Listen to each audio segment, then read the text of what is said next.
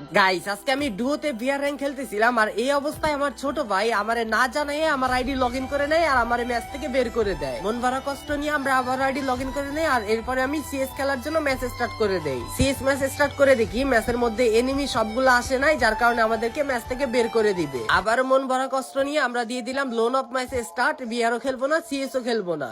আর loan অফে দেখি আমার অপর সাইডে পড়ছে একটা মেয়ে, যেটা খুবই লাফালাফি করতেছিল। প্রথম রাউন্ডে আমার মাইরা দেখো উড়াদুরা ফায়ার করতেছে।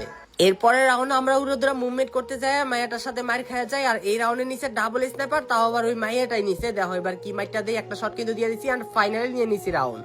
ওর লগে দুইটা স্নাইপার দিয়ে কি খেলবো, তাই এবার নিয়ে নিছি একটা স্নাইপার আর একটা দিয়ে ওর এবার চান্দি ফাড়া করে দিব। একটা শট অলরেডি মেরে দিচ্ছি, আমি এবার একটু হিল করে নিয়ে ওরে ভাই ও পে লেভেলের হেডশট দিয়ে আমরা দ্বিতীয় রাউন্ড নিয়ে নিলাম। চলে আসছি 3 নাম্বার রাউন্ডে। এবার নিচে আমি ওয়ান শট, দেখি মারতে পারি কিনা। ওরে বাবারে বাবা কি হেডশট মারছে আমারে। চলো এবার এই হেডশটের প্রতিশোধ আমার নিতে হবে। ও ভাই কইতে না কইতে দিছি মাথা ফাড়াইয়া। গাইস 3-4 রাউন্ডে এসে মাই আমার সাথে টিম আপ করতেছিল, বাট আমি টিম আপ না করে দিছি মাইরা। রাউন্ড হয়ে গেছে 4-4।